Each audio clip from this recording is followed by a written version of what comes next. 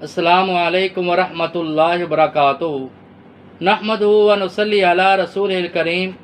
اما بعد فاعوذ باللہ السمیع العلیم من الشیطان الرجیم، بسم اللہ الرحمن الرحیم۔ اگر انسان مسلمان سے 3 دن سے زیادہ ناراض ہے اور اس کی ناراضگی کی صورت میں اس کی عبادات کا کیا حکم ہوگا؟ آیا کہ اسلام میں 3 دن سے زیادہ مسلمان بھائی کے ساتھ ناراض رہنا اور مسلمان بھائی کو ناراض رکھنا اور اسی طرح اپنے دل میں اس کے بارے میں بغض رکھنا، اور پیغمبر علیہ الصلاۃ والسلام نے اس کے متعلق کیا ارشاد فرمایا؟ آج ہمارے عموماً گھروں میں بھائی بھائی سے ناراض ہے، باپ بیٹے سے ناراض ہے، دوست سے ناراض ہے، اور اسی طرح عزیز و اقارب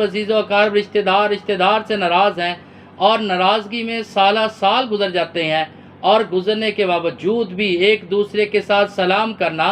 ایک دوسرے کو راضی کرنے کے لیے تیار نہیں ہوتے۔ ایسے لوگوں کے لیے اور ان لوگوں کی عبادت کا کیا حکم ہوگا؟ صرف مسلمان کے لیے نماز، روزہ اور زکوٰۃ ہی نہیں، اس کے علاوہ اللہ رب العزت نے انسانوں کے حقوق، آیا کہ آج ناراضگی عام ہمارے معاشرے میں پائی جاتی ہے۔ آج لوگ ایک دوسرے سے ناراض، چھوٹی چھوٹی باتوں پہ رشتہ داریوں میں ناراض ہیں۔ ان کے بارے میں پیغمبر علیہ الصلاۃ والسلام کا کیا حکم ہے؟ نبی کریم صلی اللہ علیہ وسلم کی حدیث ہے، صحیح بخاری کی حدیث ہے، اور حدیث نمبر ہے 6065۔ رسول اللہ صلی اللہ علیہ وسلم نے فرمایا، آپس میں ایک دوسرے سے بغض نہ رکھو، ایک دوسرے سے حسد نہ رکھو، اور اسی طرح ایک دوسرے سے پیٹ نہ پھیرو، آپس میں بھائی بن جاؤ۔ اور یہ کسی مسلمان کے لیے جائز نہیں ہے کہ وہ 3 دن سے زیادہ اپنے مسلمان بھائی کے ساتھ ناراض رہے اور 3 دن سے زیادہ ناراضگی میں اسے دعا سلام چھوڑ دے۔ یہ پیغمبر علیہ الصلاۃ والسلام نے صحیح بخاری میں بیان فرمایا۔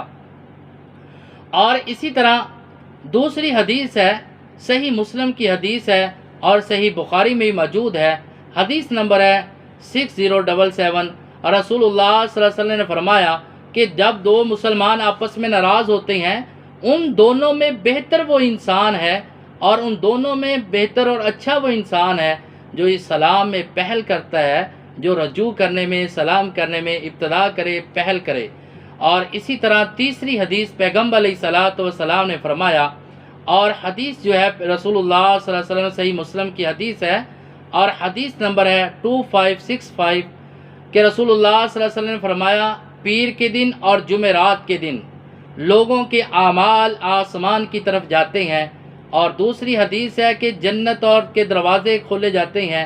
اور جس وقت اعمال آسمان پہ جاتے ہیں تو رب ذوالجلال پوچھتے ہیں کہ میرے فرشتوں بتاؤ جب میرے بندوں کے پاس گئے تھے وہ کیا کر رہے تھے؟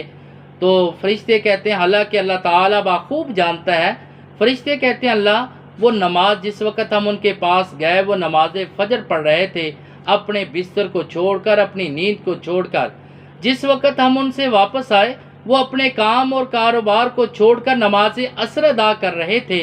تو رب ذوالجلال حالانکہ بخوب جانتا ہے، پوچھتا ہے بتاؤ وہ اپنی نیند کو چھوڑ کر نماز فجر پڑھ رہے تھے، کاروبار کو چھوڑ کر نماز عصر پڑھ رہے تھے، وہ مانگ کیا رہے تھے؟ اللہ ان کا 2 ہی سوال تھے کہ اللہ ہمیں معاف فرما، اور جنت کا سوال کر رہے تھے، تیری رحمت کا سوال کر رہے تھے۔ تو رب ذوالجلال کہتے ہیں کہ جاؤ، اب میرے ساتھ شرک کرنے والے کے علاوہ میں نے سبھی کو معاف کر دیا، ہاں میں نے ان 2 لوگوں کو معاف نہیں کیا جو آپس میں 2 ناراض ہیں، ان کو مہلت دے دو،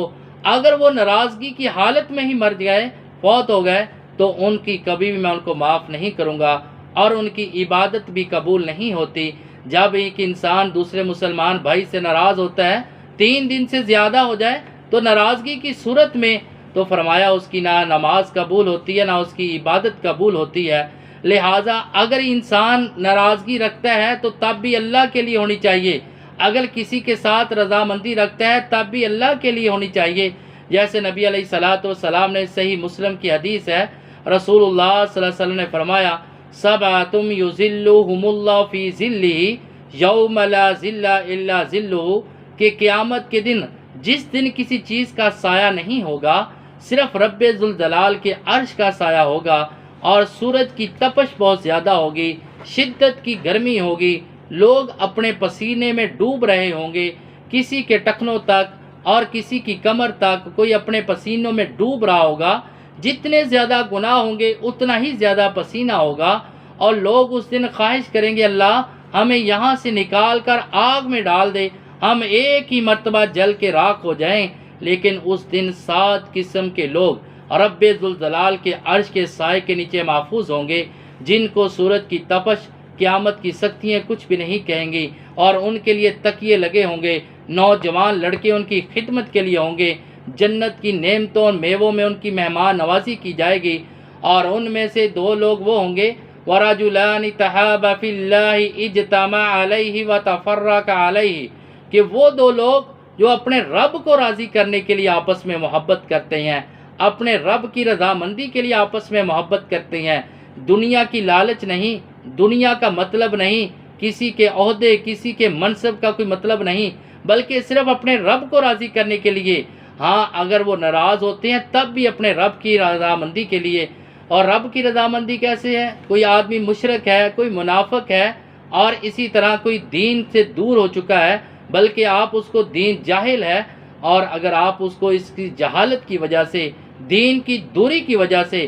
آپ اس سے ناراض ہوتے ہیں، فرمایا نبی علیہ الصلوۃ والسلام نے فرمایا ناراضگی ہو تب بھی اللہ کی رضا کے لیے، اور رضامندی ہو تب بھی اللہ کی رضا کے لیے، تو آپ کے لیے قیامت کے دن رب ذوالجلال کے عرش کے سائے کے نیچے جگہ ہوگی۔ اس وجہ سے آج ہمیں اپنے گھروں میں ناراضگی ہیں، دوستوں کی آپس کی ناراضگی ہیں، رشتہ داروں کی ناراضگی ہیں، ان تمام ناراضگیوں کو ختم کرنا چاہیے۔ کہیں ایسا نہ ہو کہ اگر ناراضگی کی حالت میں مریں گے تو نبی علیہ الصلوۃ والسلام نے جیسے فرمایا کہ اللہ تعالیٰ فرماتا ہے کہ ان کو مہلت دے دو جب تک وہ